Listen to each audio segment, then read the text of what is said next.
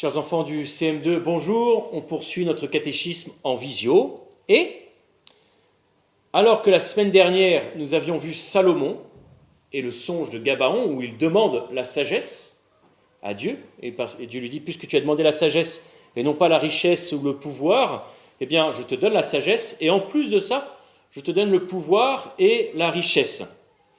Voilà que Salomon vit tranquillement, et puis il est considéré même comme le roi par excellence. On le prend même pour Pharaon.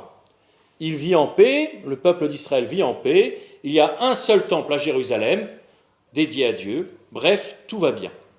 Et Dieu, en plus de la sagesse, a de longs jours, de la richesse, la victoire sur ses ennemis, etc. Mais Salomon, eh bien, va tomber dans l'orgueil. C'est quoi l'orgueil ? Eh bien, c'est quand je veux faire ma vie sans Dieu. C'est quand je pense que je suis le plus fort, je suis autosuffisant, je n'ai pas besoin des autres. Ça, c'est l'orgueil. Eh bien, il va prendre orgueil de sa puissance, de son argent, et il va petit à petit s'éloigner de Dieu. Il va avoir plus de 700 épouses et 300 concubines étrangères. Autrement dit, il va épouser des femmes étrangères. Et dans la loi juive, eh bien, c'est un interdit de Dieu, car à ce moment-là, on détourne son cœur de Dieu. On s'éloigne de Dieu.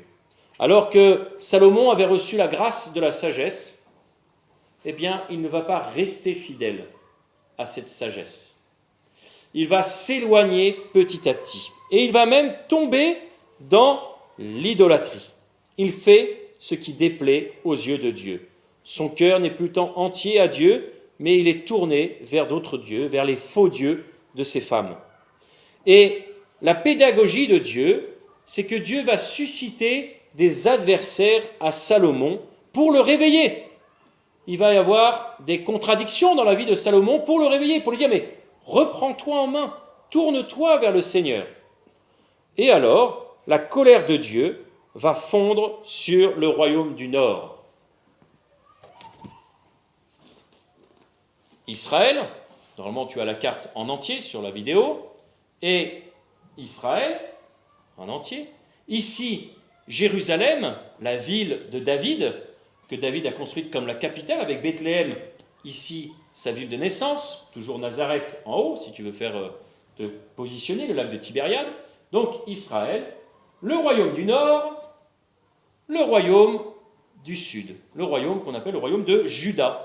David est de la tribu de Juda, c'est ici, et le royaume du Nord. Jéroboam est dans le Nord, et il dirige le Nord. David est dans Salomon est dans le Sud, et il dirige le royaume du Sud, Israël. Et voilà que Jéroboam, eh bien, s'oppose à Salomon. Et alors que Salomon justement est vainqueur, eh bien, il va fuir Salomon, et il va se mettre en Égypte. Jéroboam, eh bien, est quelqu'un qui vient du nord et qui s'oppose justement à Juda qui est au sud. Il incarne, si tu veux, la colère de Dieu. Voilà, la colère de Dieu qui va essayer de réveiller Salomon dans sa sagesse, mais aussi réveiller Salomon dans son rapport à Dieu. Et à ce moment-là, on arrive à la fin du règne de Salomon. Et Salomon meurt. Et Salomon a un fils qui s'appelle Roboam. Jéroboam au nord, Roboam, fils de Salomon, au sud. Roboam, il est sans éducation. C'est un enfant pourri gâté. Et il a tout ce qu'il veut. Son cœur est même perverti parce que, eh bien, il ne connaît même plus Dieu. C'est un enfant gâté. Il ne se rend plus compte de la chance qu'il a. Résultat, eh bien, Roboam manque de sagesse. Alors que son père avait toute la sagesse, et il a dénaturé la sagesse, il s'est éloigné de la sagesse. Roboam, lui, il a toute la richesse de son père Salomon, mais sans la sagesse. Eh bien, il est placé devant un choix de gouvernement de son peuple, difficile. Là où Salomon demandait la sagesse, Roboam, lui, néglige le conseil des anciens et retient celui des jeunes gens. Et c'est ce que nous allons voir aujourd'hui. Roboam, ici au centre, se rendit donc à Sichem. C'est à Sichem, en effet, que tout Israël était venu pour le faire roi, pour que Roboam devienne le roi. Jéroboam, fils de Nébat, apprit la nouvelle. À cette époque, il était encore en Égypte, car il s'était enfui du roi Salomon. Et depuis, il demeurait en Égypte. On envoya chercher Roboam, et il vint avec toute l'assemblée d'Israël. Jéroboam s'adresse à Roboam en disant : ton père, Salomon, a rendu pénible notre joug, notre vie. Toi, maintenant, allège la pénible servitude imposée par ton père et le joug pesant qu'il nous a infligé. Un joug, tu sais, c'est ce que portent les bœufs, pour tirer la charrue. C'est une pièce de bois qu'on met sur le cou et qu'on porte comme ça. Voilà. Et qui permet à la charrue d'avancer. Eh bien, le joug, il est pesant, il est lourd, parce que le roi Salomon avait imposé de grands impôts, il avait négligé d'être au service de son peuple. Et donc, Jéroboam dit, si tu veux qu'on te serve, si tu veux qu'on t'accepte comme roi, Roboam, allège notre joug. Le roi Roboam prit conseil des anciens.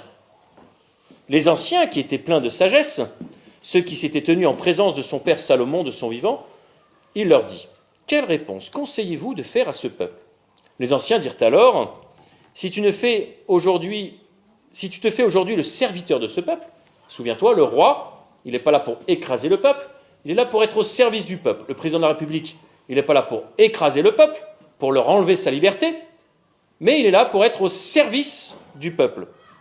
Et si tu te mets à leur service, et si dans ta réponse tu leur adresses des paroles bienveillantes, si tu es gentil avec eux, ils seront tes serviteurs pour toujours.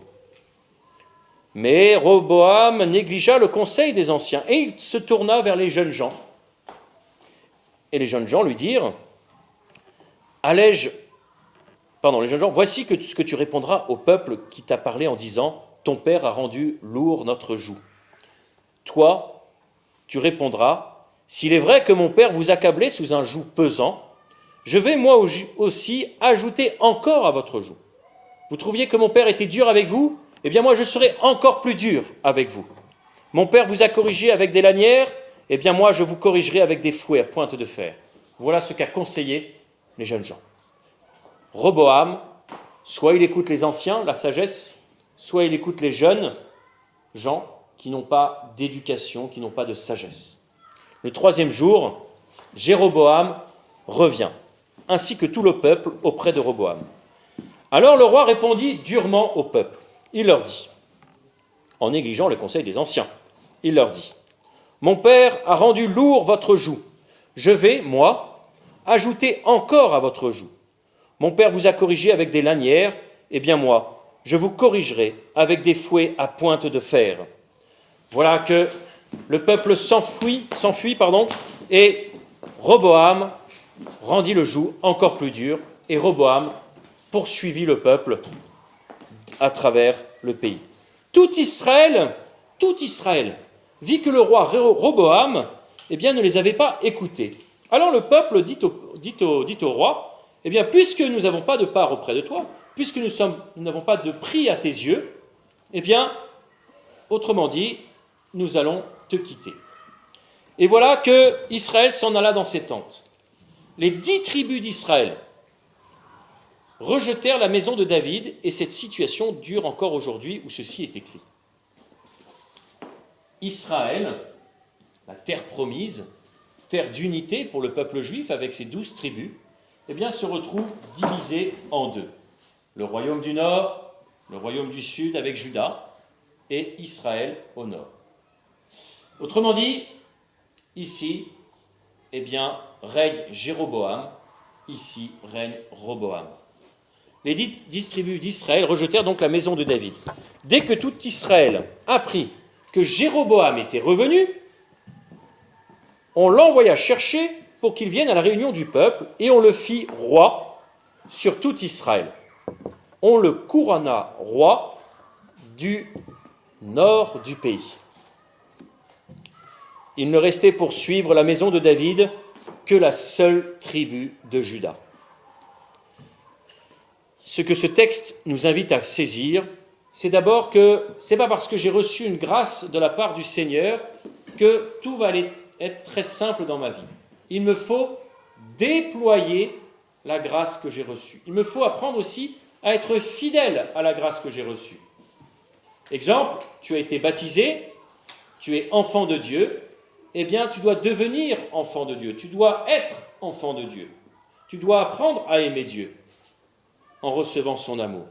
Et c'est ce que n'a pas fait Salomon, c'est ce que n'a pas fait Roboam. Et parce qu'ils ne sont pas à l'écoute du Seigneur, eh bien la division se crée. La division se crée. Ce qui est important pour nous aussi à saisir, c'est que alors que tout allait bien, parce que petit à petit Salomon est devenu orgueilleux, parce que petit à petit Salomon n'a pas écouté la sagesse de Dieu, eh bien Israël va tomber dans ce qu'on appelle la décadence. C'est-à-dire qu'il va petit à petit va s'appauvrir. Ils vont perdre leur richesse, ils vont perdre la culture, ils vont perdre la paix, et c'est ce que nous verrons les jours à venir. Je te souhaite une bonne journée.